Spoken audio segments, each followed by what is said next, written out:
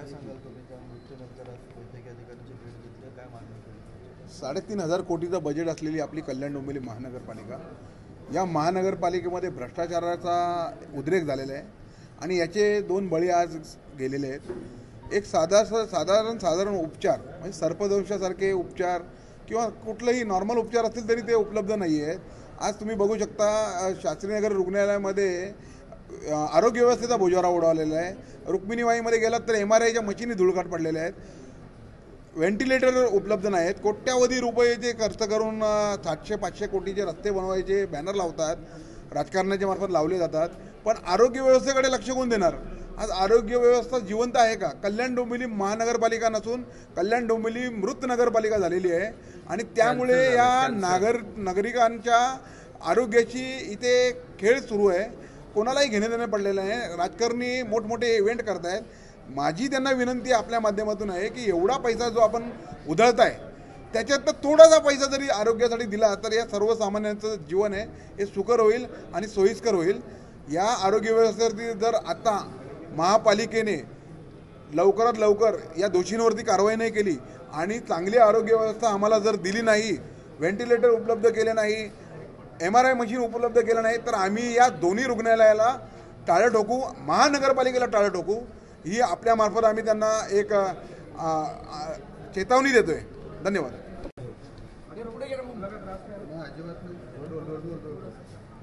वैद्यकीय अधिकाऱ्यांची भेट घेतली, काय मागणी केली आणि वैद्यकीय अधिकाऱ्यांनी काय आश्वासन दिलं?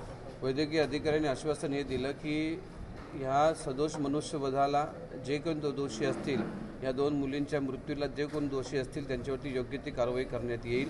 आणि जर समजा त्यांनी आता लेखी आश्वासन दिलेलं आहे त्यांनी आता आम्हाला, आणि तसं आम्ही ठिय्या आंदोलन करत बसलेलेच होतो तिथे। एक साप चावल्यानंतर जी वॅक्सिन असते ती वॅक्सिन यांच्याकडे उपलब्ध नव्हती, म्हणून आमच्या 2 मुली गेलेल्या, एक 4 वर्षाची आणि एक 24 वर्षाची मुलीचं पुढच्या महिन्यात लग्न होतं। काय आमच्यावरती बितली असेल ते आम्हाला माहिती आहे।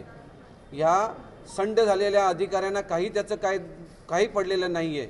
3,400 करोडचं कल्याण डोंबिवली महानगरपालिकेचं वार्षिक बजेट आहे, त्यातला 2 करोड तरी आरोग्यावरती खर्च करा, 10% तरी त्याच्यावरती खर्च करा। आणि कशाला तुम्ही टॅक्स घेताय? आणि जर या अधिकाऱ्यांवरती कारवाई झाली नाही तर आम्ही उग्र आंदोलन करू आणि त्या शास्त्रीनगर रुग्णालय आहे त्याला लॉक करून टाकू। बस।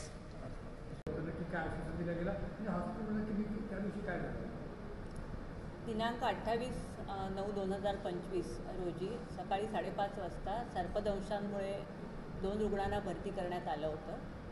वय वर्ष 4 आणि एकीचं वय 24 होतं। तर त्यावेळेला त्यांना योग्य ते उपचार देण्यात आले आणि आपल्याकडे अँटी स्नेक वेनम हे 24/7 उपलब्ध असतं आणि दोन्ही रुग्णांना 10 वायर देण्यात आल्या होत्या त्यावेळेला। आणि त्यांची प्रकृती चिंताजनक असल्यामुळे मग त्यांना ठाणा सिव्हिल येथे संदर्भित करण्यात आलं।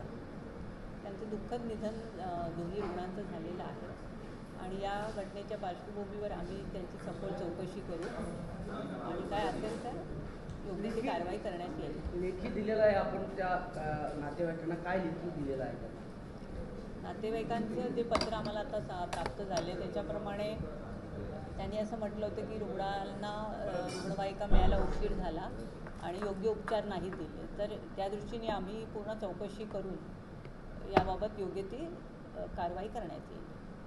आमच्या ASV आपल्याकडे उपलब्ध आहे आणि त्याच्या प्रत्येकी 10 वायर्स त्यांना देण्यात आल्या होत्या आणि ताबडतोब आपलीच ॲम्ब्युलन्स शास्त्रीनगरच्या ॲम्ब्युलन्समधनं त्यांना ठाणा सिव्हिल येथे संदर्भित करण्यात आलं।